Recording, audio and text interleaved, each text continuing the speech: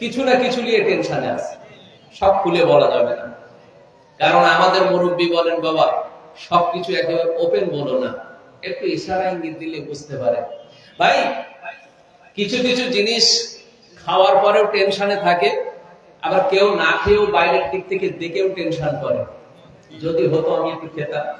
আর যে খেয়ে ফেলেছে তার ভিতরে যেটা হচ্ছে সেও টেনশনে আছে, কি হয় কি হয়, এরকম পরিস্থিতি হয়ে গেছে। এখন মাস্টার এসে জিজ্ঞাসা করছে, বলো তো আজকের প্রথম প্রশ্ন হলো টেনশন কাকে বলে? সবাই চুপ করে বসে আছে, অ্যান্সার বার হয় না। একজন ছাত্র উঠে বলছে, স্যার আমি বলবো। বলে বলেন। বলেন ধরে নেন স্যার আপনি বাইকে করে আসছেন রোডের উপর থেকে, একজন মহিলা রাস্তায় পড়েছে, পড়ে শুয়ে পড়ে কষ্ট পাচ্ছে, খুব কাতরাচ্ছে। আপনি গাড়িটা রেখে তার কাছে গেলেন, জিজ্ঞাসা করলেন কি হয়েছে? বললো আমার প্রসব বেদনা উঠেছে। প্রসব বেদনা বোঝেন তো? পেটে বাচ্চা আছে, প্রসব বেদনা উঠেছে। চিন্তা করলেন এই সময় কি করার দরকার? আমার মানবতা বলে স্কুলে না গিয়ে এই মানুষটাকে সহযোগিতা করা দরকার, ঠিক না? তাহলে হঠাৎ করে আর একটা টেনশনে পড়ে গেল, স্কুলে যাব না একে বাঁচাবো। যাই হোক টেনশনের সঙ্গে ও সাথে করে নিয়ে ভর্তি করে দিল হাসপাতালে কিংবা নার্সিং হোমে। চিন্তা করছে কার স্ত্রী কার কি, বাইরে বসে চিন্তা করছে, যেতে কিছুই বুঝলাম না। বাইরে এসে আমি তো সিগনেচার দিয়ে চুপ করে বসে রয়েছি, কারণ গার্জেনের সিগনেচার ছাড়া তো ঢোকাবে না। কিছু সময় পরে ভিতর থেকে একজন সেবিকা বেরিয়ে এসে বলছে, মাস্টার সাহেব আলহামদুলিল্লাহ বলেন। বলছে আলহামদুলিল্লাহ? বলছে আপনার ছেলে হয়েছে। বেটা বিপদে আরো এক কার বউ সে তো জানি না, আমার এসে খবর দিয়ে যাচ্ছে আপনার ছেলে হয়েছে, আলহামদুলিল্লাহ বলে। ভাই টেনশন বেড়েছে না কমেছে? ছাত্র জিজ্ঞেস করছে, স্যার আপনার টেনশন বেড়েছে না কমেছে? বললো বেড়েছে। আপনি তখন উঠে বলছে, ও আমার না। বলছে আপনি ফালতু কথা বলবেন না, সিগনেচার আপনি করেছেন। টেনশন বাড়লো না কমলো? আরো বেড়ে গেছে। এমন সময় ভিতর থেকে আরেকটা সেবিকা এসে বলছে, আপনার স্ত্রী আপনাকে ডাকছে।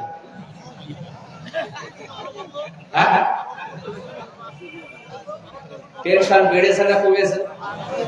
হ্যাঁ, টেনশন আরো বেড়ে গেছে। ও চিন্তা করছে না গেলেও তো আর এক বিপদ। ও ভিতরে গিয়ে বলছে স্ত্রী আমার না। বউটা বলছে আপনি আসুন, আপনার ছেলেটা একটু কোলে দেন। বিপদ আরো বেড়ে গেল। হ্যাঁ, বিপদ বেড়ে গেছে। এখন বাইরে এসে ডাক্তারের কাছে গিয়ে বলছে, ডাক্তার এই স্ত্রী আমারও না, ছেলেও আমার না। বলছে ফালতু কথা বলবেন না, ডিএনএ পরীক্ষা করো। ডিএনএ পরীক্ষা করা হলো। টেনশন বেড়েছে না কমেছে? হ্যাঁ, অনেক সময় পরে রক্ত পরীক্ষা করার পরে মাস্টার ডাকছে, মাস্টারকে ডাকছে ডাক্তার। ছাত্রটা বলছে, স্যার আপনাকে ডেকেছে, আপনি আসুন, ডিএনএ পরীক্ষা হয়ে গেছে, রেজাল্ট বার হবে। টেনশন বেড়েছে না কমেছে? এখন ভিতরে যাওয়ার পরে কি টেনশন হয়েছে এটা এখন আর আমি বলছি না,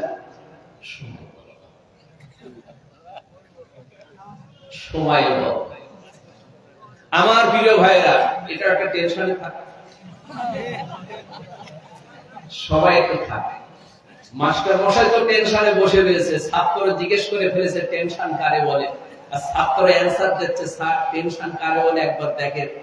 আপনার ডেকেছে ডাক্তার, ডিএনএ পরীক্ষার রেজাল্ট বার হবে, আপনি চিন্তা করছেন কি হবে কি হবে কি হবে। বুঝতে পেরেছেন? এই পর্যন্ত থাকে। আমার সোনাচাঁদ মানিকেরা, জওয়ান যুবকেরা, আমার আল্লাহ পাকের পবিত্র কালামুল্লাহ শরীফ থেকে ছোট্ট কয়েকটুকু আয়াত তেলাওয়াত করেছি। রাসূল পাকের অগণিত হাদিস পাক থেকে এক টুকরা হাদিস পরিবেশন করেছি। বাকি এর উপর থেকে কিছু কথা বলার নিয়ত করেছি। গত বছর একটা পয়েন্ট বলার জন্য চেষ্টা করেছিলাম, সময়ের ক্ষেত্রে বলি নাই। তবে এই আলোচনাটা প্রায় আমি বেশ কিছু জায়গায় করি আমাদের উদ্দেশ্যে। কেন? কুনতুম খায়রা উম্মাতিন উখরিজাত লিন-নাস। আল্লাহ পাক এই পৃথিবীতে মানব জাতিকে সৃষ্টি করেছেন, আর সমস্ত মানব জাতিকে আল্লাহ পাক ইজ্জত, সম্মান, মর্যাদা সবকিছু বাড়িয়ে দিয়েছে। সেই মানব জাতিকে আল্লাহ পাক একটা কথা বলে দিলেন, ইয়া আইয়ুহাল্লাযীনা আমানুত্তাকুল্লাহ, আমানুত্তাকুল্লাহ, তোমরা আল্লাহকে ভয় করো, ভয় করো, ভয় করার মতো করো। যে ভয়টা তোমরা আল্লাহকে ভয় করেছো, এটা প্রকাশ পায় মানুষের কাছে, নিজের কাছে। আমরা যারা এখানে আছি, হাজার টেনশনে থাকি না কেন, আমরা সকলেই তো আল্লাহকে ভয় করি কিনা? একটু কথা বলেন। আজকে আমি শুনছিলাম এখানে মুফতি সাহেব হুজুর একটা বয়ান করছিলেন, আল্লাহ পাক তাকে ক্ষমা করে, যদিও বা সেই মানুষটা হাজারো পাপ করে, আল্লাহ পাক তার ক্ষমার একটা দরিয়া রেখেছে। আমার রহমত থেকে নিরাশ হোস না বান্দা, কঠিন থেকে কঠিন গোনা যদি করে ফেলিস, অন্তঃকরণ দিয়ে তওবা করিস, আমি আল্লাহ বলছি তোকে ক্ষমা করব। হুজুর বলছিলেন, শুনেছেন কি বলতে? আমি তখন আসছিলাম, আমি তখন শুনেছি, আমি রাস্তায় গাড়িতে তখন শুনছিলাম, অন্তঃকরণ দিয়ে তওবা করলে আমি ক্ষমা করব। ভাই, আমরা যারা ভয় তো সবাই করেছি, ভয় করে না কারা? ভাইরা বাবাজিরা আমার, এক নম্বর নাম তাদের কি আমি বলবো, দুনিয়ার জমিনে যারা জমিনে এই মানুষটা কি সত্যিকারের আল্লাহকে ভয় করে? হ্যাঁ, ভয় করে। ভয় যারা করে, ভয় যারা করেছিলেন, একটা নাম আপনাদের সম্মুখে আপনাকে জানিয়ে দিই। আল্লাহ পাকের নবী, নবী আমার আল্লাহ নবীর বিবি আম্মা আয়েশা সিদ্দিকা রাদিয়াল্লাহু তাআলা আনহা, এমন সময় নবী আমার ঘরের সামনে এসে সালাম দিয়েছিলেন। বিবি আয়েশাকে সালাম দিলেন, একবার সালাম দিলেন, দুইবার সালাম দিলেন, তিনবার সালাম দিয়েছিলেন। আম্মা আয়েশা সিদ্দিকা সালামের জবাব দেন না। আল্লাহ নবী আমার ওই পর্দাখানা সরিয়ে নিয়ে ঘরে প্রবেশ করেন। ঘরের ভিতরে গিয়ে দেখেন আল্লাহ নবীর বিবি আম্মা আয়েশা সিদ্দিকা সিজদায় অবনত অবস্থায় চোখের পানি ফেলে কাঁদে। একটা কথা জিজ্ঞেস করি, প্রথম, আমার নবী আম্মা আয়েশার ঘরের সামনে গিয়ে সালাম দিয়েছেন কবার? তিনবার। কিন্তু পর্দা সরাননি। ঘরটা নবীর ঘর ছিল না অন্য কারো ঘর? নবীর ঘর ছিল। তারপরে পর্দা না সরিয়ে তিনি বাইরে থেকে সালাম দিয়েছেন। নবী তার সালাম যাকে দিয়েছেন তিনি কে? বিবি। আমরা সবাই বিবিকে সালাম দিই। যারা যারা দেন একটু হাত তুলে বলে, লজ্জার কিছু নেই, একটু হাত তুলে। অনেকে চিন্তা করতে, বিবি আমার হয়নি, সালামটা দেবো কার?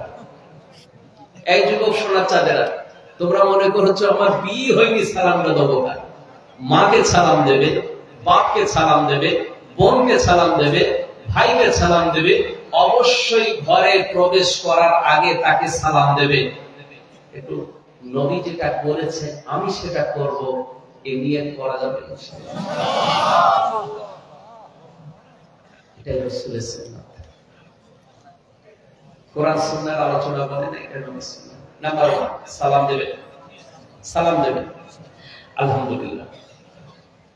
ভাইরা বাবাজিরা আমার, সোনা চালেরা, আল্লাহ নবী আমার দুনিয়ার বাদশা হাবিবুল্লাহ জনাবে মুহাম্মদ রাসূলুল্লাহ সাল্লাল্লাহু তাআলা আলাইহি ওয়াসাল্লাম আল্লাহ নবী ঘরেতে প্রবেশ করে আম্মা আয়েশা সিদ্দিকাকে ডেকে বলেছিলেন, বিবি আয়েশা, কিসের জন্য চোখের পানি ফেলে কান্না করো? কি হয়েছে তোমার? কিসের জন্য এত কান্না কাঁদো? কি হয়েছে তোমার? আল্লাহ নবীর বিবি আম্মা আয়েশা সিদ্দিকা বলেছিলেন, ইয়া রাসূলুল্লাহ, ইয়া হাবিবাল্লাহ, ইয়া রাসূলুল্লাহ, ইয়া হাবিবাল্লাহ, আমি বিবি আয়েশা, এই জন্য আমি কাঁদি। একদিন আমার উরুর উপরে মাথা রেখে আপনি শুয়েছিলেন, আমার সঙ্গে খোশ গল্প করছিলেন। ওই সময় আমাকে বলেছিলেন, বিবি আয়েশা, আল্লাহ পাক জাহান্নামের আগুন বানিয়েছে, এই জাহান্নামের আগুন এত তীক্ষ্ণ, এত তীক্ষ্ণ হবে, দুনিয়ার আগুন থেকে 70 গুণ বেশি তীক্ষ্ণ হবে, তেজি হবে। ইয়া রাসূলুল্লাহ, ইয়া হাবিবাল্লাহ, আমার নবী কখনো মিথ্যা বলে না, মিথ্যা বলে না। ইয়া রাসূলুল্লাহ, হে ইয়া হাবিবাল্লাহ, আমি আয়েশা রান্নার জন্য উনানে গিয়েছিলাম। উনানে রান্না করতে করতে এক টুকরো কয়লা অঙ্গার আগুন আমার হাতের উপরে এসে পড়ল। আমি আয়েশা ওই আগুনটা সহ্য করতে পারি নাই, সহ্য করতে পারি নাই। ইয়া রাসূলুল্লাহ, হে ইয়া হাবিবাল্লাহ, ওই সময় আমার নবীর জামানের কথা মনে পড়ে যায়। ও বিবি আয়েশা, জাহান্নামের আগুনটা দুনিয়ার আগুন থেকে 70 গুণ বেশি তেজি হবে। ইয়া রাসূলুল্লাহ, হে ইয়া হাবিবাল্লাহ, দুনিয়ার আগুন যদি আমি সহ্য না করতে পারি, জাহান্নামের আগুন আমার দ্বারা সহ্য করা সম্ভব হবে না।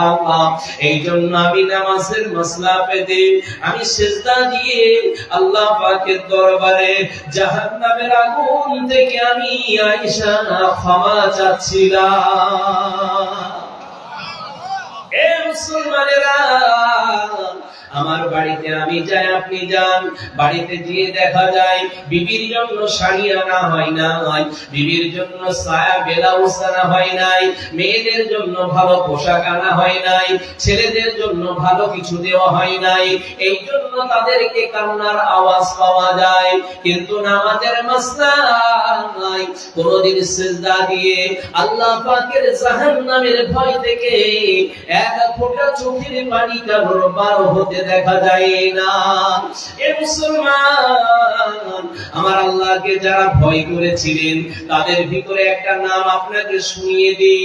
আল্লাহ নবীর একজন তাবিঈন সাহাবী হযরত আবু আমির রাহমাতুল্লাহ আলাইহি জঙ্গলের ভিতরে গেলেন, তীর মেরে দিয়ে একটা হরিণ শিকার করে বাড়িতে নিয়ে আসবেন। আব্বা আম্মা হায়াতে আছেন, তাদেরকে খানার জন্য, রিজিকের জন্য, রুজির জন্য ব্যবস্থা করবেন। হযরত আবু আমির জঙ্গলের ভিতরে গেলেন, একখানা হরিণ দেখলেন। হরিণটাকে এমন করে দূর থেকে তীর মারলেন, হরিণটার গায়ে তীর লাগলো না, তীরখানা সরে কোথায় চলে গেল নিজে বুঝলেন না। হঠাৎ করে একটা কান্নার আওয়াজ শোনা যায়, কান্নার আওয়াজ শুনতে পাই। হযরত আবু আমির সামনের দিকে এগিয়ে যায়, গিয়ে দেখতে পান একটা বাগানে একজন মালি কাজ করছে, আর ওই মালিকটা শুয়ে পড়ে আছে, কাতরাচ্ছে। দুটো ছোট বাচ্চা ওইখানে এসে আব্বা আব্বা করে কাঁদে। আস্তে আস্তে করে চিন্তা করলেন, নিঃসন্দেহে আমার তীরের আঘাতটা ওই মানুষটাকে লেগেছে। না না না না, আমি যদি এখান থেকে চলে যাই, দুনিয়ার কোনো মানুষ আমাকে দেখতে পাবে না, দুনিয়ার কোনো মানুষ আমাকে দেখতে পাবে না। ওই সময় চিন্তা করে দেখলেন, না না, আমার আল্লাহ পাক তিনি তো আমাকে দেখতে পেয়েছে। দুনিয়ার কোনো মানুষ দেখেনি, আমার আল্লাহ আমাকে দেখতে পেয়েছেন। হাসরের ময়দানে আমার আল্লাহ যদি আমাকে ডেকে বলে, আবু আমির, সেদিন একটা মানুষকে হত্যা করে ফেলেছিলে, আজকে তোমার বিচার হবে। দুনিয়ার মানুষ সেদিন দেখতে পায় নাই, কিন্তু আমি আল্লাহ সেদিনকে দেখেছিলাম। তোমার তীরের আঘাতে ওই মানুষটার ইন্তেকাল হয়েছে, আমার একটা বান্দার ইন্তেকাল হয়েছে। আমি আল্লাহ পাকের আযাবে জাহান্নাম সহ্য করতে পারবো না। গুটি গুটি পায়ে সামনে বাগানে চলে গেলেন। ছেলে দুটো কাঁদতেছে, আব্বার ইন্তেকাল হয়ে গেছে, রক্ত খুনগুলো ঝরে পড়েছে। বাচ্চা দুটো আব্বা আব্বা বলে কাঁদছে, আব্বা আমাদেরকে এতিম করে চলে গেলে, আব্বা তুমি তো কাউকে কোনো ক্ষতি করনি, কে তোমাকে তীর মারলো আব্বা? ছেলে দুটো ছোট বাচ্চা কাঁদছে। হযরত আবু আমির সামনে গিয়ে দাঁড়িয়ে পড়লেন, বাবা ছেলেরা, ও বাবা ছেলেরা, তোমার আব্বা জানকে কোন ব্যক্তি হত্যা করে ফেলেছে একবার নাম বলো বাবা। সবাই ডাক দিয়ে বললেন, চাচা জান, আমার আব্বাকে কে হত্যা করেছে আমি জানি না, কে হত্যা করেছে আমি জানি না। কিন্তু আমার আব্বা জান কোনো দোষ করে নাই।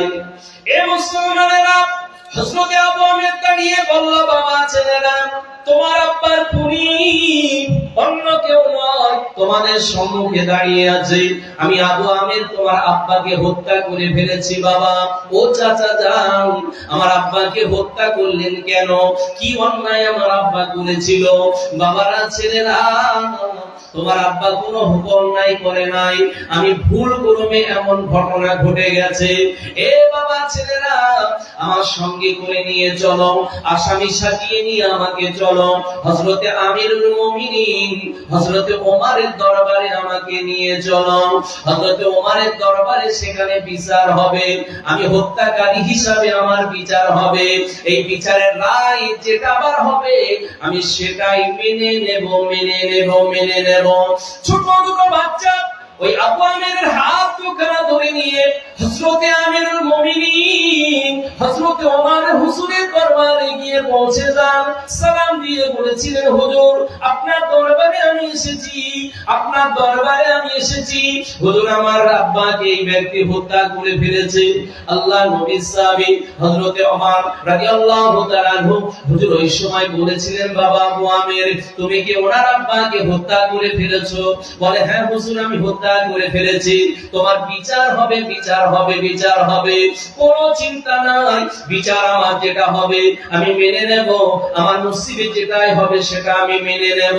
বিচারের কাঠ করায় রেখে বিচার করলেন হযরত ওমর, মৃত্যুর বদলে হত্যার বদলে হত্যা করা হবে।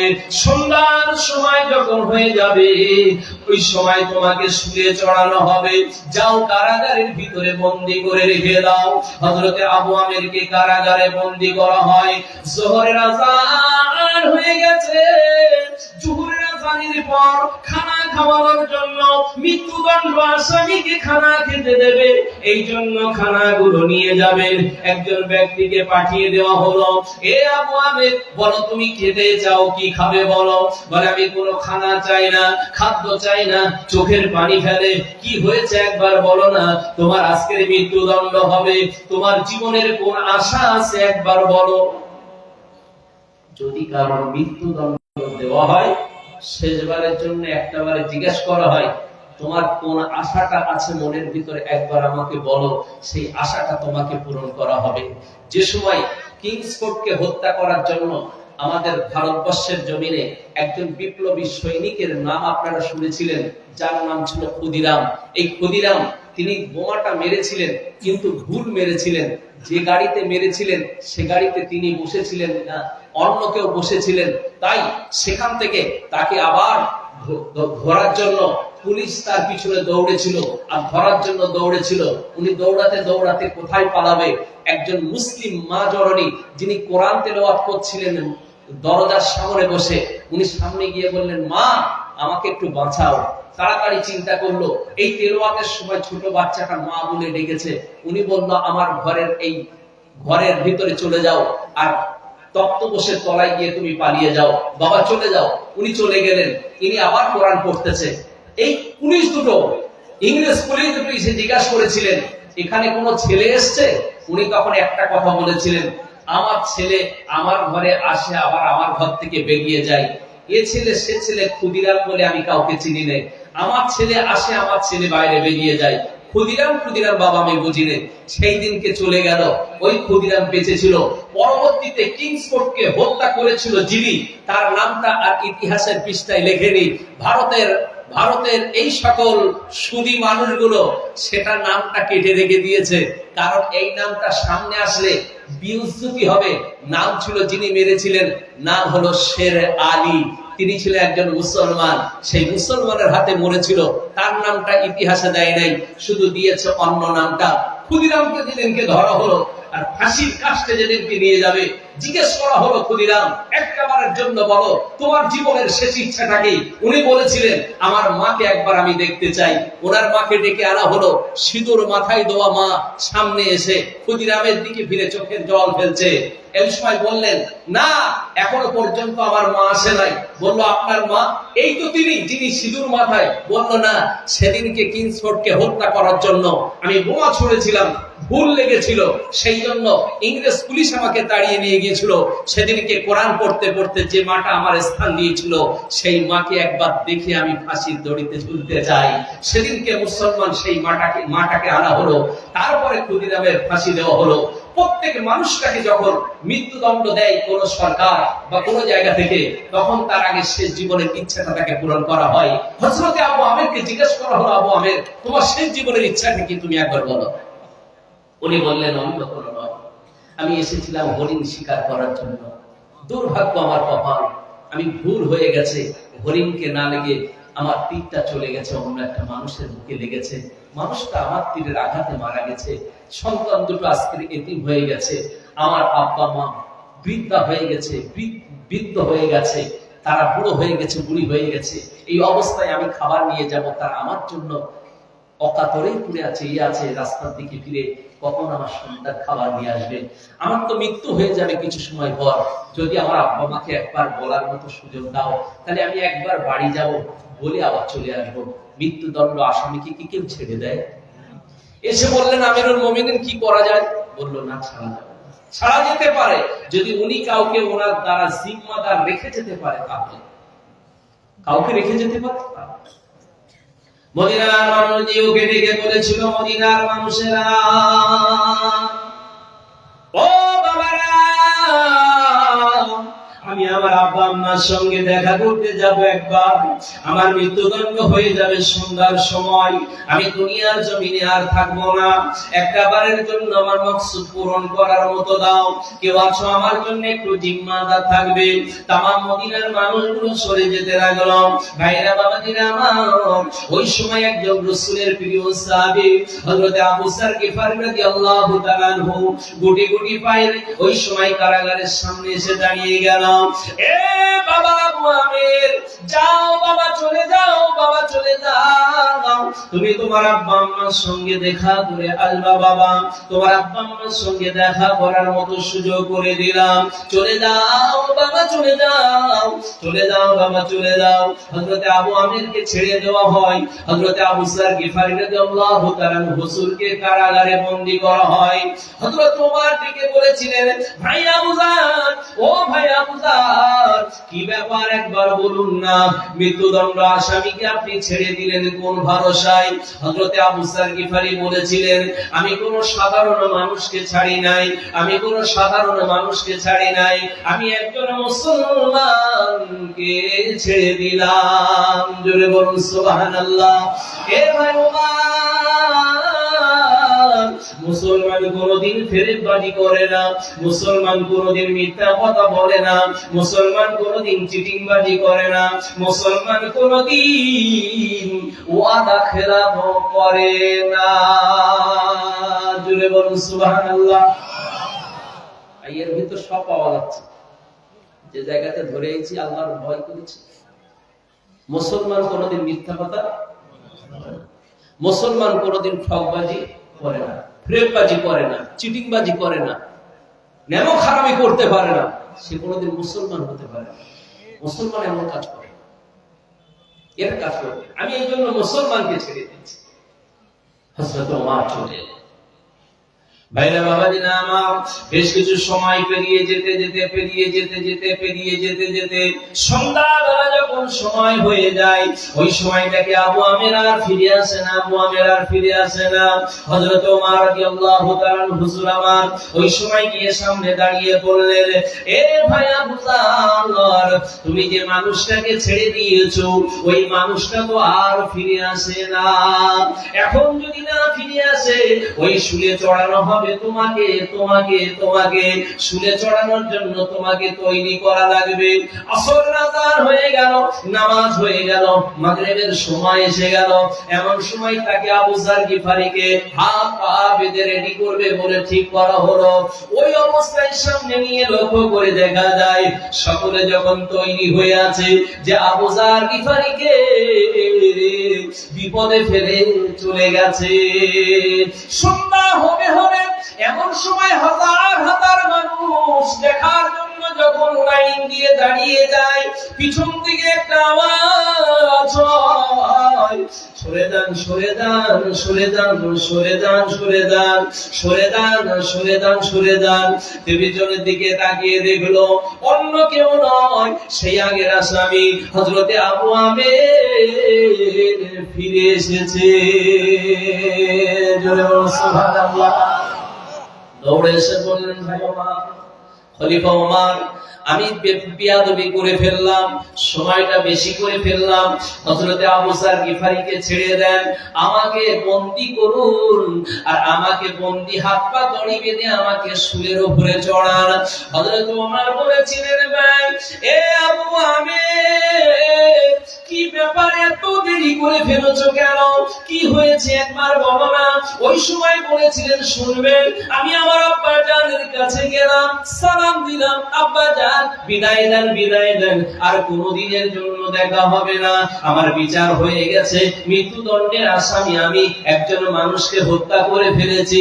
আমার আব্বা জান কেঁদে বলেছিলেন, বাবা ছেলে যেও না বাবা, যেও না বাবা, যেও না, তুমি আমার একমাত্র সন্তান, তুমি চলে গেলে বাবা আমার কাছে কে থাকবে বলো না, বাপ মাকে খিদমত করা লাগবে, ওয়াবিল ওয়ালিদাইনি ইহসানা, বাপ মার খিদমত করা লাগে, বাপ মার খিদমত করা লাগে। এই বাপ মার খিদমত বাবা কে করবে বাবা? আব্বা জান কিছুই করার নাই। একদিক থেকে একজন মানুষকে হত্যা করে ফেললাম, অপর দিক থেকে আরেকজন মানুষকে আমি জিম্মাদার রেখে আসলাম।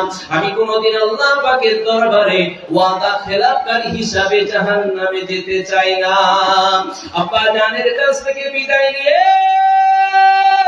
আম্মা জানের ঘরে গিয়ে আম্মাকে জড়িয়ে ধরে কাঁদতে লাগলেন, মা জননী, মা, ও মা জননী, বিদায় দেন মা, বিদায় দেন।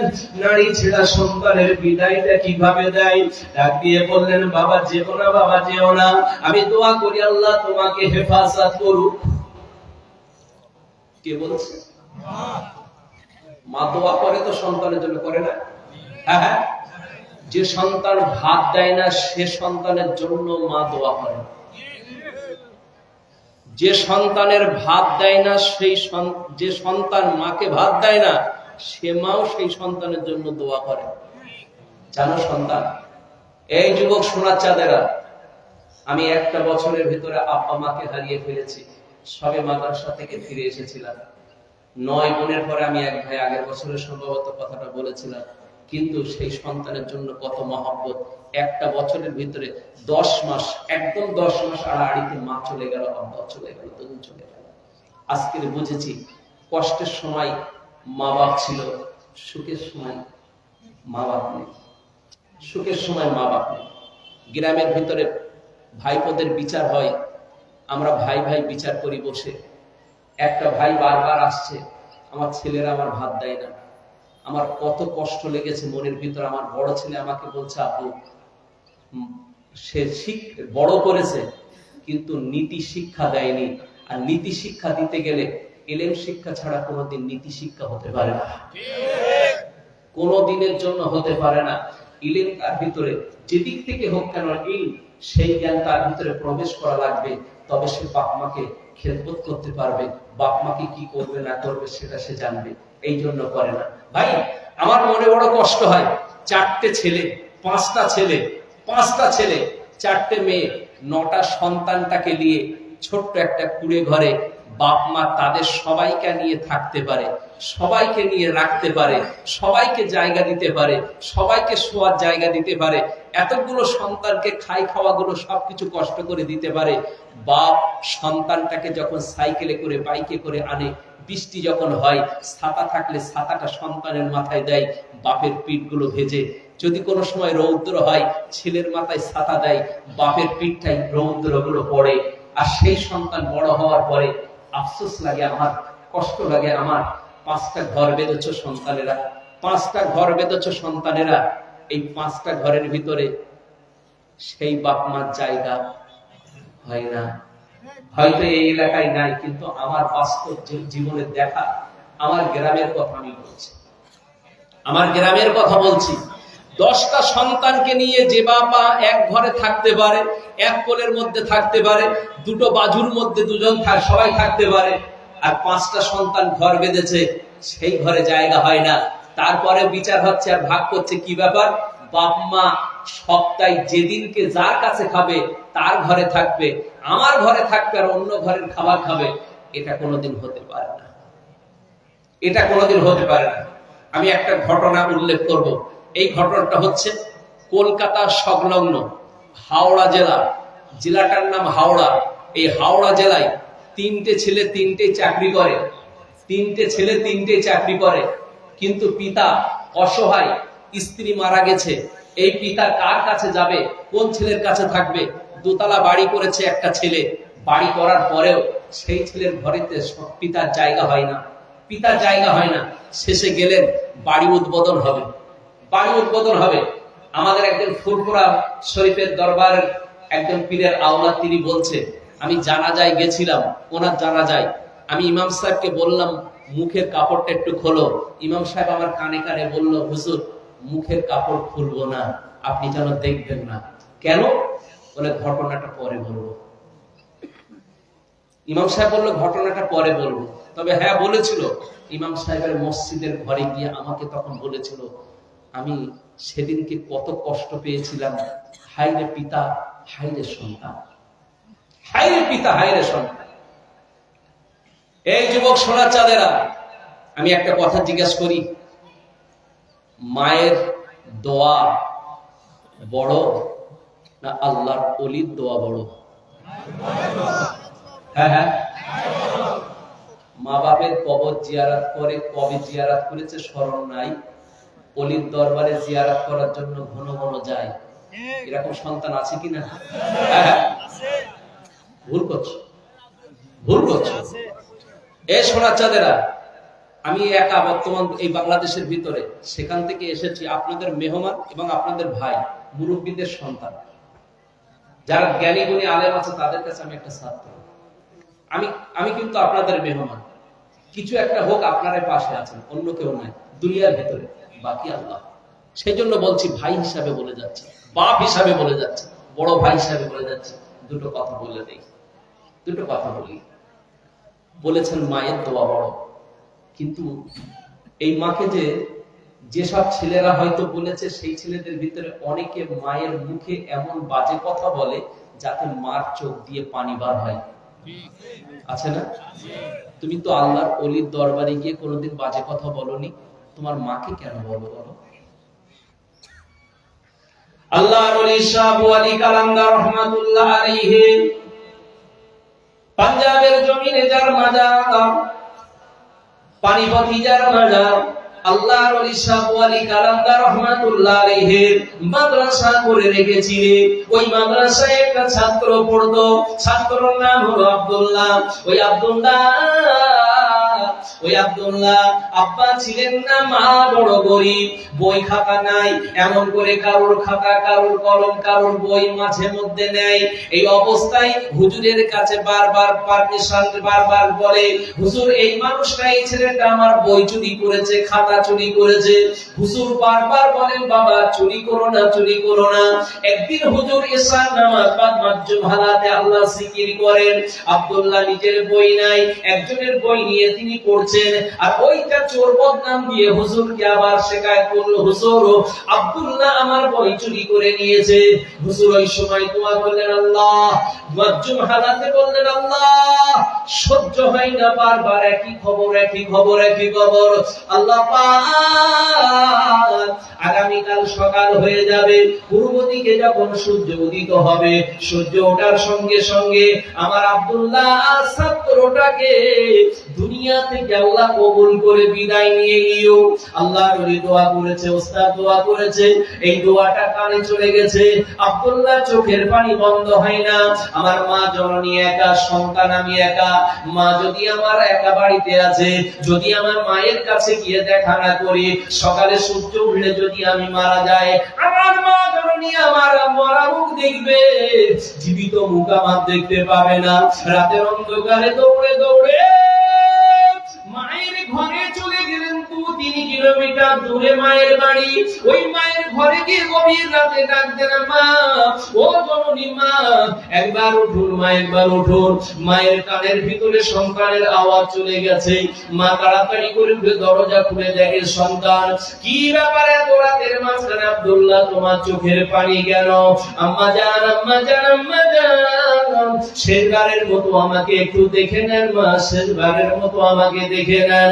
কাল সকাল হয়ে যাবে, আমার জীবিত মুখ আর দেখতে পাবেন না, আর দেখতে পাবেন না।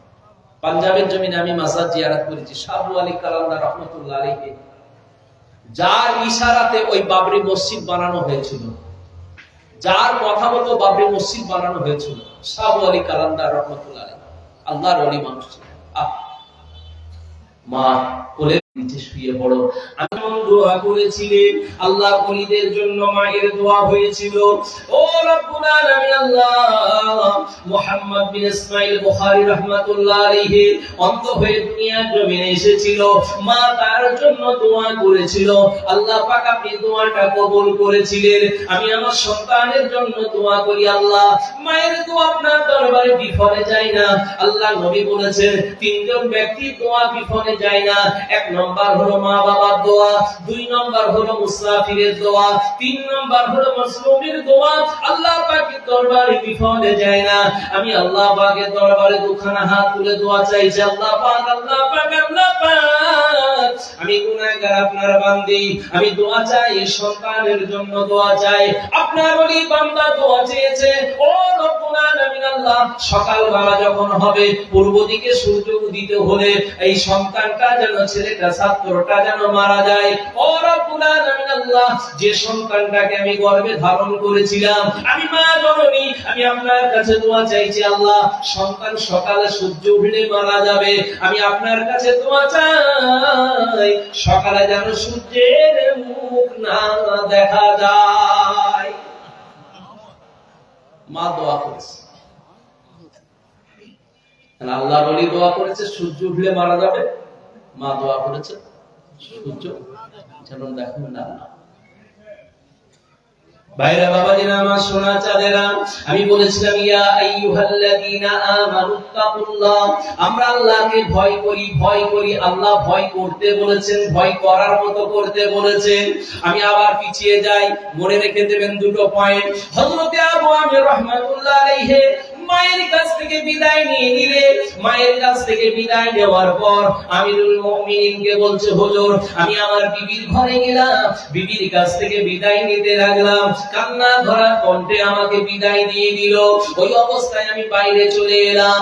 দুইখানা ছোট ছোট সন্তান আমার আছে, এই সন্তানগুলোর কাছে আমি কোলে নিয়ে চুমা দিয়ে বললাম, বাবা, তোমাদের বাবা আর কোনদিনের জন্য আসবে না। ওই সময় আমাকে বলেছিল, আব্বাজান, ও আমাদের আব্বাজান, আমাদেরকে এতিম করে রেখে যাবেন না। এতিমের কষ্ট এতিম ছাড়া অন্য কেউ জানে না। এতিম করে রেখে যাবেন না আব্বাজান, এতিমের কষ্ট এতিম ছাড়া অন্য কেউ জানে না।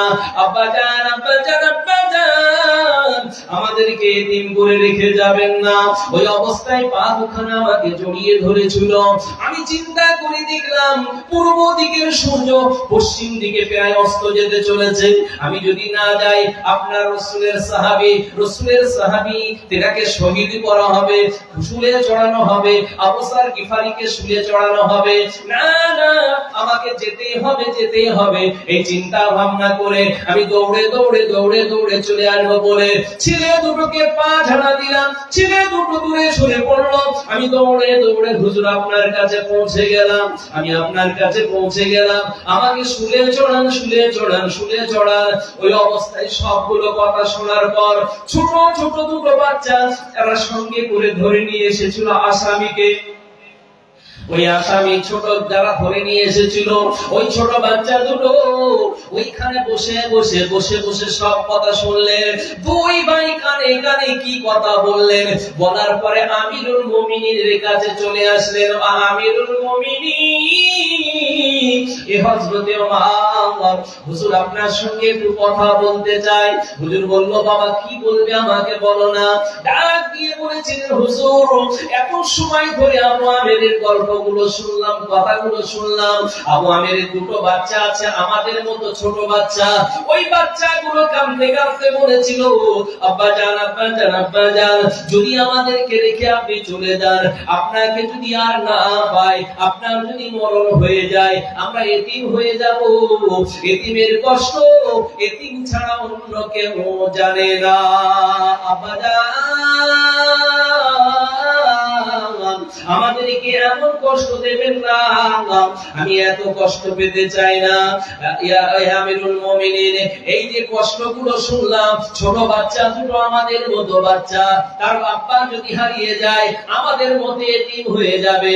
না না না, ওই বাচ্চাগুলোকে আর এতিম করাবো না। আমরা দুইজন আমার আব্বার হত্যাকারীকে আল্লাহর ওয়াস্তে মাফ করে দিলাম।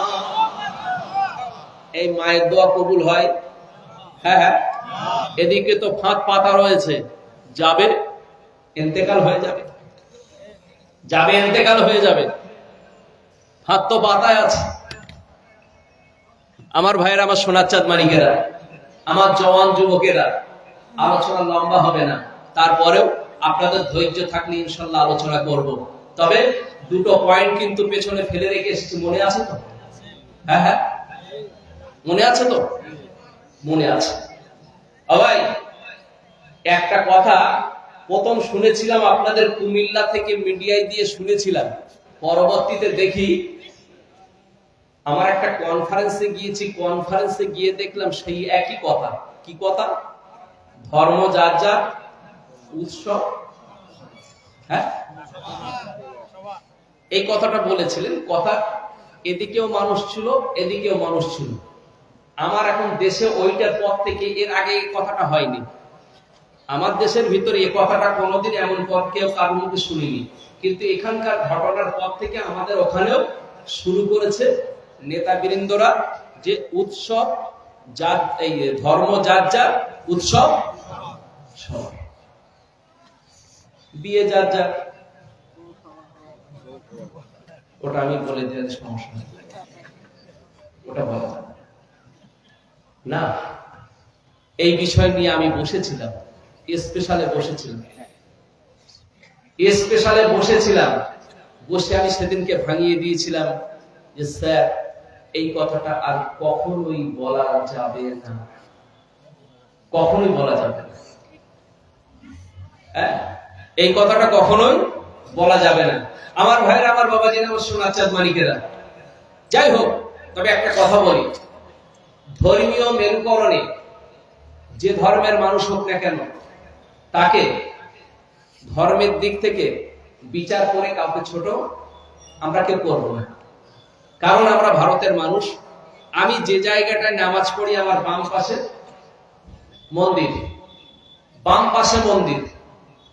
যে জায়গাটায় কীর্তন হয়ে গেল 7 দিন ধরে, টানা 7 দিন কীর্তন হলো, একদম টানা, সেই জায়গায় সেই মাঠে আবার কীর্তনের পরে হচ্ছে মাহফিল। কিছু করার নাই, আমরা এমন একটা জায়গায় বসবাস করি, আপনি ভাবতে পারবেন না। দারুল উলুম দেওবন্দ মাদ্রাসার কথা সাইকুল হাদিসরা আলোচনা করেছিলেন, আপনারা শুনেছেন। তবে একটা কথা বলি, শুনে রেখে দেন। বর্তমান যেখান থেকে ইসলামের আলো চারিদিকে ছড়িয়ে পড়েছে, তথা ভারতবর্ষ ছাড়া তাম পৃথিবীর সর্বত্র জায়গার মানুষ দারুল উলুম দেওবন্দে পড়ে। অতএব এই দারুল উলুম দেওবন্দে যারা পড়াশোনা করে, তারা তো জানে যেই উত্তরপ্রদেশের ভিতরে গরু জবাই বন্ধ করে রেখেছে, তারপরেও যারা খাসি কিনে এনেছিল, ছাগল কিনে এনেছিল কোরবানি দেবে বলে, সেটাও তাদের বাড়ি থেকে খাসিগুলো খুলে নিয়ে চলে গেছে, সেগুলো কোরবানি করতে দেয়নি। আপনি বলুন হয়তো আপনারা একটা জায়গায় আছেন, আমরা আর একটা জায়গা আছি। আমাদের নিত্যদিন প্রতিনিয়ত প্রায় সময়ের ভিতরে আমাদের কিন্তু সর্বদাই এমন লড়াইটা চালিয়ে যেতে হয়, এমন লড়াইটা চালিয়ে যেতে হয়, কিচ্ছু করার নাই। এদিকে নামাজ হচ্ছে, ওদিকে মণ্ডপে চলছে। যা দেবী সর্বভূতে শক্তি রূপে ওম নমস্তস্যৈ নমঃ নমঃ। এত ইসমিন কারে মিলে স্বচর্জন সমান্বিত মহামতি দিখেতু শিষ্য সাথে সমান্বিত নিরীপশ্চ মহাদেব মনুষ্য নিবাসিনু গঙ্গজলেস্য সংস্রাব্য পঞ্চগব্য সমান্বিত চন্দনাদি ভির্ভচ্যুতুষ্টম মনসহরম নমস্তুতি নমস্তুতি গিরিজনাতি পুরস্মস ভূময়া পরিবর্তন ওম নমস্তুতি নমস্তুতি সর্বভূতেষু ওম। হ্যাঁ, তবে এর সম্পর্কে আলোচনা কিন্তু আমি ভারতে বহু জায়গায় করি, আর আমার ওয়াজের ভিতরে বহু হিন্দু মানুষ থাকে এবং কিছু কিছু জায়গায় হিন্দু মানুষদেরকে অনুরোধে আমাকে দাওয়াত করে এইগুলো শোনার জন্য। তবে আমি যতটুকু বলি, আমি কিতাবগুলো খুলে খুলে খুলে খুলে দেখে দেখে বিভিন্ন জায়গা থেকে বিভিন্ন পণ্ডিতদের কাছ থেকে সেগুলো কালেকশন করে, কারণ একই জায়গায় বসবাস করে আমারটা জেনে রাখলে হবে না, তারটাও জানার দরকার, তারটাও জানার দরকার। কারণ আমি যত সময় পর্যন্ত অন্ধকারে না থাকবো, আলোর মজাটা আমি পাবো না, আলোয় যে কতটুকু রহম আছে সেটা আমি বুঝতে পারবো না। এই জন্য অন্ধকারের প্রয়োজন আছে, অন্ধকারে থাকলে আলোর মজা বেশি করে পাবো। আমার প্রিয় ভাইরা, আমার সোনার চাঁদ মালিকেরা, মাও দোয়া করেছে, আল্লাহর ওলিও দোয়া করেছে, আর ওদিকে মাস্টার মশাই চুপ করে ডিএনএ পরীক্ষা দেওয়ার জন্য যাচ্ছে। এই দুটোর ভেতরে একটা বলবো আজকে, আর দুটোই বলবো, বুঝতে পেরেছেন না? হ্যাঁ, না আলহামদুলিল্লাহ। তবে 5টা মিনিট সময় চাবো, এই 5টা মিনিটের ভিতরে অনেক লোক চলে যাবে, দেখবেন, আপনি দেখবেন।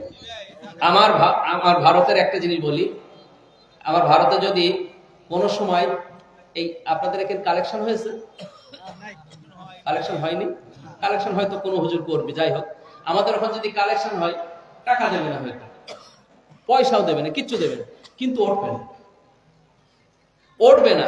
একটু তকবির টকবির দিতে, একটু তকবির দেবে, মারহাবা দেবে, সবই দেবে, কিন্তু পয়সা হয়তো দেবে না, পয়সা হয়তো দেবে না, এইটা হয় না। কিন্তু আমি দেখেছি আপনার সাতক্ষীরার ভিতরে, যশোরের ভিতরে, আবার সাতক্ষীরা যশোর এই সাইডের দিকে, যদি শুধু একটুখানি বলিস, বুঝতে পেরেছেন, কোথা থেকে টাইফুন আর টর্নেডো ঝড় এসে সব নিয়ে চলে গেল, শেষের বেলা কমিটি আর হুজুর ছাড়া কেউ,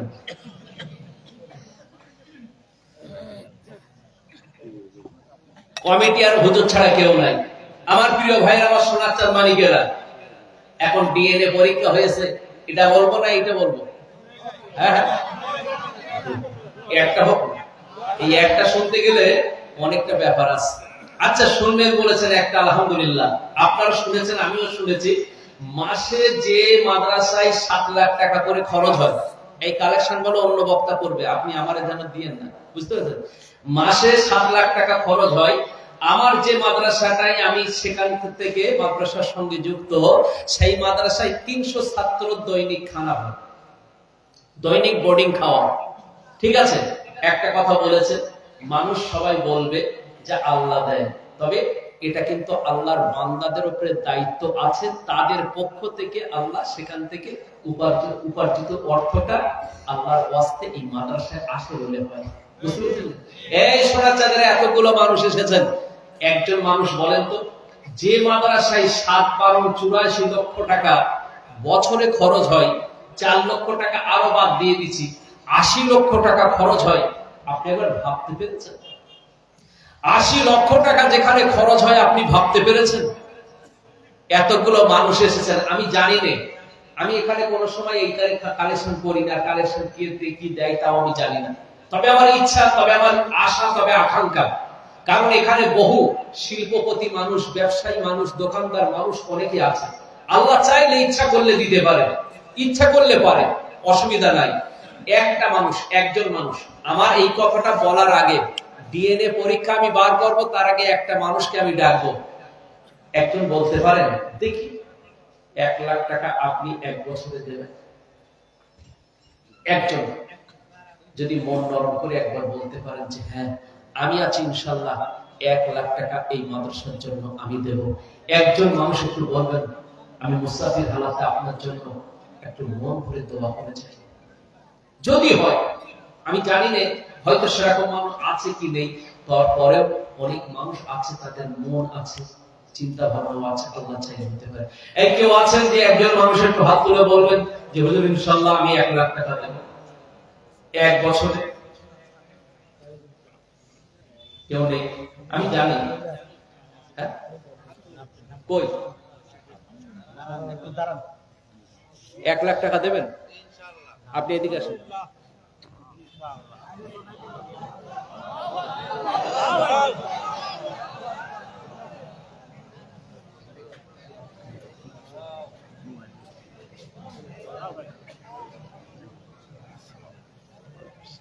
নাম আমিরুল ইসলাম। আমিরুল ইসলাম, আমিরুল ইসলাম, আমিরুল ইসলাম। জানেন আমি মনের থেকে যে দোয়াটা করেছি সেই দোয়াটাই করবো, আপনি বলবেন আমি কি বলবো। মোবাইল নাম্বারটা আপনি এই দিকে একটু আসুন।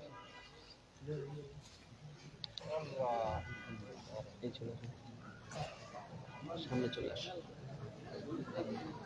আমি কখনোই ভাবিনি কিন্তু যে 1 লাখ টাকা দেওয়ার লোক, বাস্তব কথা বলছি। আমার শুধু মনে হলো হয়তোবা এর ভিতরে কোন আল্লাহর একটা বান্দা বসে রয়েছে, হয়তো দেবে, এটা আমার মনে হয়েছে। এই আল্লাহ কয়জন? হ্যাঁ হ্যাঁ, আপনার বিশ্বাস এবং জাবানে বলেছিলেন না লা ইলাহা ইল্লাল্লাহ, তাই তো বলেছিলেন? হ্যাঁ হ্যাঁ তাই তো বলেছেন। তাই বলেছিলেন লা ইলাহা ইল্লাল্লাহ, এক আল্লাহ ব্যতীত দ্বিতীয় কোনো ইলাহ নাই, মুহাম্মাদুর রাসূলুল্লাহ, মুহাম্মদ সাল্লাল্লাহু আলাইহি সাল্লাম আল্লাহর রাসূল এবং পয়গম্বর, এটা বলেছিলেন। মান ক্বালা লা ইলাহা ইল্লাল্লাহ ফাদাখালাল জান্নাহ, যার কালেমা জারি হবে জবান থেকে, আল্লাহ একদিন না একদিন জান্নাতে দেবে। যার বিশ্বাস আছে, কলেমার প্রতি বিশ্বাস আছে, একদিন না একদিন জান্নাতে যাবে। আর রাসূল তো জানিয়েছে কলেমা পড়নেওয়ালা জান্নাতে যাবে। আমার ভাইরা, এই জান্নাতে যাবে, আর মরণের সময় যদি কলেমা নসিব না হয়, হ্যাঁ হ্যাঁ, সারা জিন্দেগিটা নামাজ পড়লেন, ইবাদত করলেন, বন্দেগী করলেন, যদি কলেমা না নিয়ে যেতে পারেন। এই জন্য আমি দোয়া করি, জানেন আমার একটা মোনাজাত আছে আমার নিজের জন্য, যে আল্লাহ আমার যে সময় তুমি তুলে নেবে, আমার যে সময় মওত হবে, আল্লাহ আল্লাহ বলে সেজদা করব, সেজদার ভিতরে তুমি আমাকে নিয়ে নিও। আমি আল্লাহর কাছে এই দোয়া করি, আল্লাহ সেজদার ভিতরে আমাকে নিয়ে, এই দোয়া করি। আল্লাহ সকলের জন্য কবুল করুন। সকলের জন্য। ভাই, হিন্দু মানুষ কলেমা পড়ে জানেন? সনাতন ধর্মের মানুষ ওই কলেমা না পড়লে বিয়ে হয় না, ওই কলেমা না পড়লে পুজো হয় না। কলেমা তাদের পড়াই লাগে। আর এই পড়ার সময় ওই ঘন্টা বেঁধে তারা শব্দ করে, যাতে এই কথাটা মানুষের কাছে না পৌঁছায়। মৃত ব্যক্তির কাছে, বইটার নাম হলো অনকাহি। এই বইয়ের ভিতর লেখা আছে, সেখানে যখন মৃত্যু ব্যক্তি, মুমূর্ষু ব্যক্তি শুয়ে থাকে, ওখানে তখন ব্রাহ্মণ গিয়ে 3টে কথা বলে, অন অন অন। তুলসী গাছের গোড়ায় শুইয়ে দিয়ে এই কথাটা বলে। কি বলে? অনকাহি পড়ানোর কথা কানের কাছে বলে। লা ইলাহা হারতিপাকুম ইল্লো ইলাহা পরমপাদম জনম বৈকুণ্ঠক অপয়নুতি তজোপিনাম মুহাম্মাদ। পুজো করে, এটা করে। কলেমা এমন একটা জিনিস যেটা হচ্ছে হৃদয় ঠান্ডা করে, উজ্জ্বলতা করে, এর ভিতরে আগুন আসে, একটা ইমানি আগুন আসে, জজবা আসে, সেখান থেকে মনটা খুশু খুজু লাগে। এই সন্ধ্যার পরে দেখছিলেন না, দেখে হচ্ছিল এটা, হ্যাঁ হ্যাঁ, কলকাতায় যান যখন, কলকাতা থেকে ওখান থেকে মাত্র 30 কিলোমিটার পর, গেলে আপনি যেতে পারবেন 25-30 কিলোমিটার পথ, মাত্র, বেশি যেতে পারবেন। আলহামদুলিল্লাহ ভাইরা আমার, বাবা যারা সোনার চাঁদ মানিকের জওয়ান যুবকেরা, আল্লাহ পাক আমাদের কলেমা নসিব করুন, সকলে বলেন আমিন। কি নাম বলেছিল? হ্যাঁ, আমিনুল ইসলাম। আহারে সোনার চাঁদ এখানেতে ছিল, আর আমিনুল নামে বান্দা এখানেতে রহিল। ওগো বাড়ি দোয়া করি দরবারে তোমার,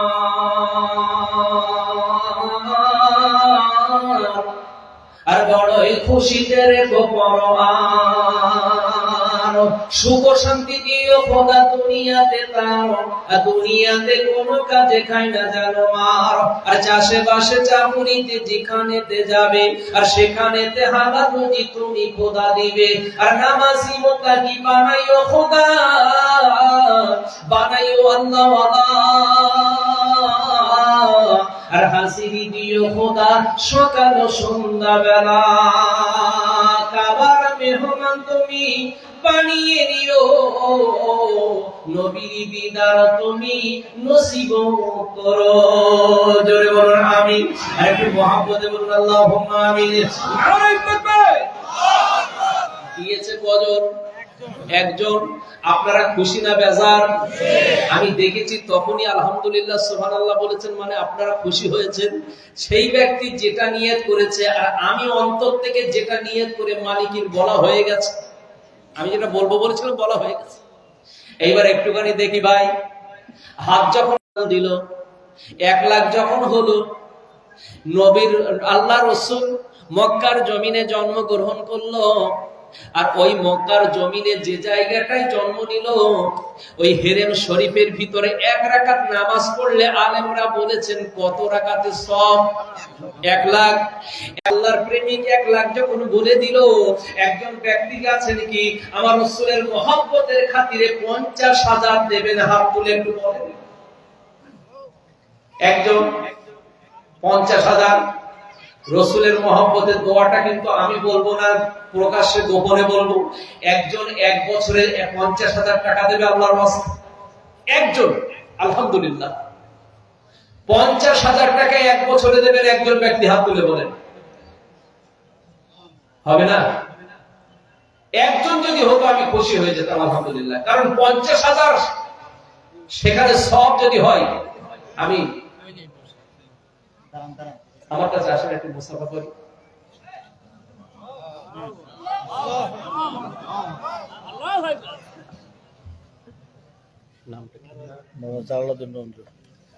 মাওলানা জালালউদ্দিন। আচ্ছা, এই নামে একজন আল্লাহর ওলি ছিল না? হ্যাঁ, জালালউদ্দিন রুমি রহমাতুল্লাহ আলাইহি। আর একটা তাফসিরের নাম আছে না এই নামে? তাফসিরের জালালাইন। আলহামদুলিল্লাহ, আল্লাহ আমার ভাইকে কবুল করেন, সকলে বলেন আমিন। আমি দোয়া করি, আপনারাও দোয়া করেন। যে মদিনার জমিনের জন্য দোয়া চেয়ে নিয়েছি, ওই মদিনার রওজায়ে আকদাসে যিনি শুয়ে আছে, আল্লাহ যেন আমার ভাইটাকে তার বন্ধু বানিয়ে দেয়। একটু জোরে বলুন না আমিন। আহারে সোনার ভাই এখানেতে ছিল, আর বাবা মা তার নাম জালালউদ্দিন রেখে দিল। ও বাবারি তুমি তার চেনো বড় ভালো, সুখ শান্তি রেখো খোদা দুনিয়াতে তার, আর দুনিয়াতে কোনো কাজে খাই না জানো মার। সন্তানাদি দিও খোদা দুনিয়াতে তার, আর বাধ্য করে রেখো তাহার সচাও। ও বাবারি দোয়া করি দরবারে তোমার, হালাল রুজি দিও খোদা নসিবে তাহার। আরো বান্দা দোয়া করি দরবারে তোমার, নবীর জিয়ারত নসিব করো ও গো করো। আর জোরে বলুন আমিন। আর একটু মহব্বতে বলুন আল্লাহুম্মা আমিন। ভাই আমার, বাবাজি সোনার চাঁদ, হাত যখন একটা, হাত আমাদের কটা? দুটো। হ্যাঁ, আর কাজ। হাত যখন একটা, মুনাজাত করার সময় 1 হাত দিয়ে না 2 হাত? পানি খাওয়ার সময় 1 হাত না 2 হাত? 2 হাত দেওয়াটা আদবতা। একজনকে কিছু দেন 2 হাত দিয়ে দিলে আদবতা। আদম যখন হয় আর দুটো হাত যখন পাঁচে পাঁচে হয়ে গেল, একটা ভাই 50 যখন বলে দিল আর নবীর রওজায় 50,000 রাকাত নামাজের সওয়াব হলো। ভাইরা বাবাজিরা আমার, আর একজন বান্দাকে এর ভিতরে পাওয়া যাবে না। আমি আর কারোর কাছে এই কথা আর বলবো না। আর একজন যদি 50,000 যদি বলে একটু হাতটা তুলে দেয়, আমি মালিকের কাছে দোয়া করে দেই, আল্লাহ মেহেরবানি করে এতগুলো আলেম ওলামাদের দোয়ার ওসিলায়, আমার ভাইদের দোয়ার ওসিলায় ওই ডান হাতে যেন ওই ব্যক্তির আমলনামাটা আল্লাহ তারে যেন নবীর ওসিলায় দেয়। একজন 50 আর একটা হবে, শেষ আর বলবো না। 50,000 আর একজন আল্লাহর ওয়াস্তে একটা হাত তুলবেন। আল্লাহর একজন বান্দা এক বছরে 50,000 দেবেন, একজন আল্লাহর ওয়াস্তে, শেষ। আর 50,000 কারো কাজ বলবেন, কারণ 1 লাখ দিয়েছে আলহামদুলিল্লাহ, নবীর 50,000 চলে গেছে মদিনায়। একজন ভাই শেষে বাকি আছে, দুটো হাত দিয়ে দোয়া চাইবো। আর একজনের কাছে 50,000 চেয়েছে। আল্লাহর বান্দা যদি হয়ে থাকেন, একটু মেহেরবানি করে 1 বছরের জন্য একটু নিয়ত করেন, আমি দোয়া করব। হবে? আছেন কোন ভাই? আল্লাহ আপনার কোন বান্দা কি এখানে আছে? আমি কিন্তু তারে চিনি না, আপনি জানেন। আর তার যদি পয়সাটা, তার রেজগারটা, তার রুজিটা ভিতর থেকে যদি এই মাদ্রাসার জন্য কবুল হয়, আর আমার নবীর মহব্বতে যদি কবুল হয়, আল্লাহ তার নামটা তুমি প্রকাশ করার তৌফিক দিয়ে দাও। আছেন কোন ভাই? হবে না? আর একজন হবে না? 50,000 1 বছরের ভিতর আল্লাহর ওয়াস্তে দিতে পারবেন, আর একটা ভাই হবে না? 5,000 করে 10 মাসে 50,000 হবে? আছেন কেউ? যদি থাকেন একটু বলেন তাড়াতাড়ি। 50,000 হবে না? আচ্ছা, 50টা রেখে দিলাম। যে মসজিদটা নিয়ে ঝামেলা চলছে আর মুসলমানদের অকাতরে হত্যা হচ্ছে, মসজিদুল আকসা, 1 রাকাত নামাজ পড়লে আল্লাহ পাক কাবার পরে 40 বছর পরে ওই মসজিদটা আল্লাহ বানিয়ে তৌফিক দিয়েছিলেন। এই যে মসজিদুল আকসা, ইব্রাহিম খলিলুল্লাহ দুটো সন্তান, একটা ওখানে একটা এখানে আল্লাহ রাখার তৌফিক দিলেন। সেই মসজিদে 1 রাকাত নামাজের 25,000 রাকাত নামাজের সওয়াব আলেমদের মুখে আমি শুনে এসেছি।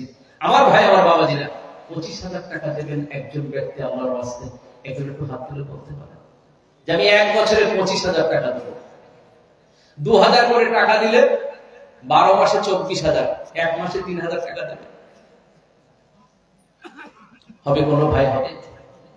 আছেন কোন আল্লাহর বান্দা? আছেন? হবে না? একজন হবে না? আল্লাহর কোন বান্দা আছেন? ছেড়ে দেন, আমি দুটো বলে রেখেছি, ও পর্যন্ত থাক। যখন এসেই গেছি, এ বাবা, মাগরিবের ফরজ নামাজ 4 রাকাত তো, হ্যাঁ? বিতরের নামাজ 3 রাকাত। জিন্নুরাইন নবীর জামাতা হয়েছিলেন কত নম্বর খলিফা? 3য় নম্বর। আমি বেশি নয়, 10,000 টাকা চাইবো আল্লাহর ওয়াস্তে। 3য় ব্যক্তি একজন একটু হাত তুলে বলবেন, আমি 10,000 টাকা ইনশাআল্লাহ মাদ্রাসার জন্য দেব। একটা বান্দা হাত তুলে বলেন আলহামদুলিল্লাহ। আপনি বলেছেন, আল্লাহ কবুল করেন। সকলে বলেন আমিন। জোরে বলেন আল্লাহুম্মা আমিন। আল্লাহ কবুল করুন, আল্লাহ কবুল করুন। সকলে বলুন আমিন। 3 নম্বরে যখন হাত তুলেছে, বাবা, জবুর এলো, তাওরাত এলো, ইনজিল এলো। 4র্থ নম্বরে, হ্যাঁ, আক্তার হাজী সাহেব,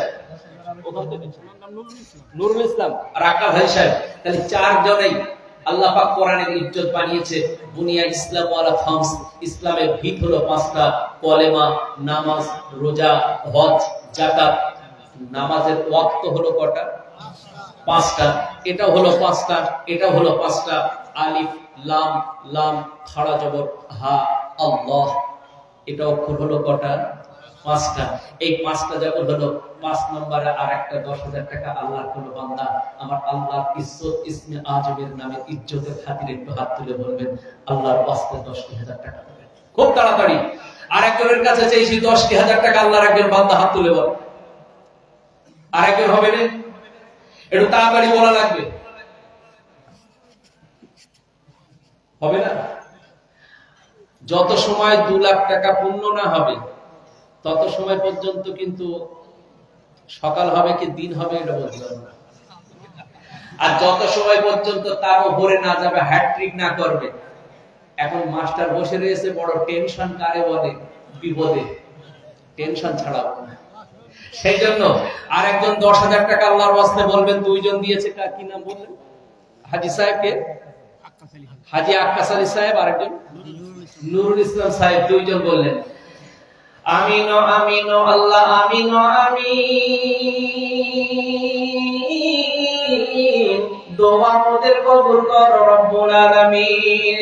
আহারে সোনার বান্দা এখানেতে ছিল, আহারে নবীর প্রেমিক এখানেতে ছিল, আর দুজনে 10 তারা বলে দিল, ওগো বাড়ি তুমি তাদের চেনো বড় ভালো, মনের আশা কবুল করো ওগো পরোয়ার, দুনিয়াতে সুখে রেখো ওগো পরোয়ার। দোয়া করি ওগো মাওলা আমি গুনাহগার, কবুল কবুল আল্লাহ কবুল করো, বান্দার মনের আশা তুমি পূর্ণ করো। জোরে বলুন আমিন। আর একটু মহব্বতে বলুন আল্লাহুম্মা আমিন। 5 নম্বরে 10,000 একজন একটু বলবেন, আল্লাহর ওয়াস্তে আরেকজন হবে না? এ ভাই, এতগুলো ভাই এসেছেন, এত মাদ্রাসায় খরচ, সেজন্য 10,000 টাকা আরেকজনের কাছে হাত তুলতে বলেছি। আল্লাহর আরেকজন বান্দা একটু বলেন না, এই সব ছাত্রগুলো, এই সব ছেলেগুলো, এগুলো মুহাদ্দিসিন কিরাম যারা এখানে মেহনতি করছে, আমি দেখছি তো তাদের মেহনতি, তাদের কষ্ট, সের ভিতর থেকে একজন আল্লাহর ওয়াস্তে নিজের অর্থ থেকে 10,000 টাকা আল্লাহর ওয়াস্তে মাদ্রাসার জন্য দেবেন। আর একজন ব্যক্তি একটু হাত তুলে ধরেন। এই 5 নম্বরে একজন ব্যক্তি আল্লাহর ওয়াস্তে হাত তুলবেন। 10,000 টাকা আর একজন হবে না? এই 10,000 টাকা 1 বছরের ভিতরে দিতে পারবে না? 1,000 টাকা করে প্রতি মাসে দিলে 10 মাসে 10,000 হয়ে যায়। আল্লাহর এমন বান্দা নেই যে ইনশাআল্লাহ আমি দিতে পারবো। এই 5 নম্বরে দিতে পারবে না? আল্লাহর একজন বান্দা একটু হাত তুলে বলেন যে আমি 5,000 টাকা দেব ইনশাআল্লাহ। 5,000 টাকা দেবেন। আব্বা মায়ের সবরাসানি, আলহামদুলিল্লাহ, আমার বড় ভাই 5,000 টাকা দেবেন বলেছেন। আরেকটা হবে না 5,000 টাকা? আরেকটা 5,000 টাকা, 10,000 পূর্ণ করবো বলেছিলাম। একজন 5 দিয়েছে, আর একটা 5,000 টাকা আল্লাহর একজন বান্দা একটু হাত তুলে বলেন। কি নাম আছে আমার বড় ভাইটার? নাম রুবেল। রুবেল ভাই 5,000 টাকা দেবেন বলেছেন। আরেকজন আল্লাহর বান্দা একটু হাত তুলে বলেন যে আমি মাদ্রাসার জন্য কোরআন এবং হাদিসের খাতিরে মহব্বতে আমি 5,000 টাকা ইনশাআল্লাহ দেবো। আর একটা বান্দা হবে? মহিলারা আছে, আমার মা জননীরা আছে, মা জননীদের ভিতর থেকে বলেন ভাই এখান থেকে 5,000 টাকা দেওয়ার মতো 1 বছরে কেউ নেই? আপনি আছেন? আলহামদুলিল্লাহ। আরেকজন দেবেন বলেছেন। আল্লাহ কবুল করেন, সকলে বলেন আমিন। তাহলে এখানে হয়ে গেল 30,000। 30,000 হয়নি? মুফতি সাইদ আহমেদ শিক্ষক, এর বলাও লজ্জা পায়। যে মাদ্রাসা শিক্ষক পড়াচ্ছে তার নিজের পরিবার আছে, তার আত্মীয় স্বজন আছে, তাদের মেহনতি করে সেইটুকু তাদের রেজেক্ট তুলে দিতে হয়। আর তার সেই থেকে 5,000 টাকা দেবে বলে নিয়ত করেছে। একটু ছোট করে বলেন না মারহাবা। আর একটু ছোট করে বলেন না মারহাবা। আল্লাহ কবুল করেন মনের বাসনা, খানে কাবা না দিখাইয়া মদিয়েন না। আল্লাহ কবুল করেন মনের বাসনা, নবীর রওজা না দিখাইয়া মদিয়েন না। আল্লাহ পাক আপনার দরবারে দোয়া চাই আল্লাহ, এই সকল বান্দাগুলো যারা আজকের মুসলিম মাদ্রাসার জন্য দান করবে বলে নিয়ত করেছে, আল্লাহ পাক তাদের দানকে আল্লাহ কবুল করুন, নিয়তগুলোকে আল্লাহ কবুল করুন, মাকসুদগুলোকে আল্লাহ কবুল করুন।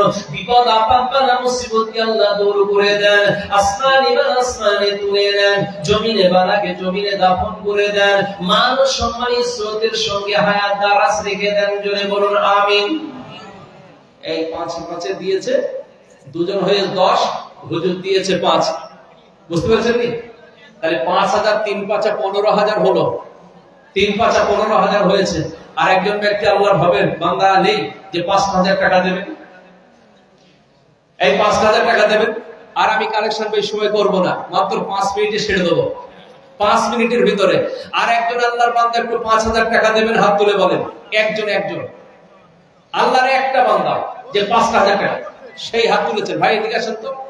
আলহামদুলিল্লাহ 5,000 বলেছে। আল্লাহ কবুল করেন, সকলে বলেন আমিন। ভাই আপনারা যারা এসেছেন, আপনাদের ক্ষমতা আছে, সাধ্য আছে, আমি বলবো আপনারা ধান চাষ করেন, আপনারা ধান চাষ করেন। বুঝতে পেরেছেন নি? 1 কুইন্টাল চাউলের দাম কত? হ্যাঁ হ্যাঁ, এখানে কত? আব্দুল হামিদ, আব্দুল হামিদ ভাই, বিপ্লব ভাই বলেছে 5,000।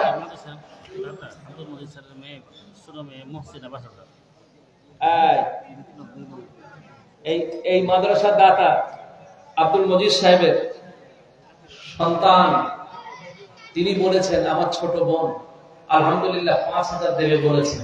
সকলে বলুন আলহামদুলিল্লাহ। আহারে সোনার বন গোপনেতে ছিলে, আর পর্দা মুসিনা হয়ে তুমি পর্দায় রহিলে। কতবার দোয়া করি মনের তরেতে, দুনিয়ার পর্দা মুসিনা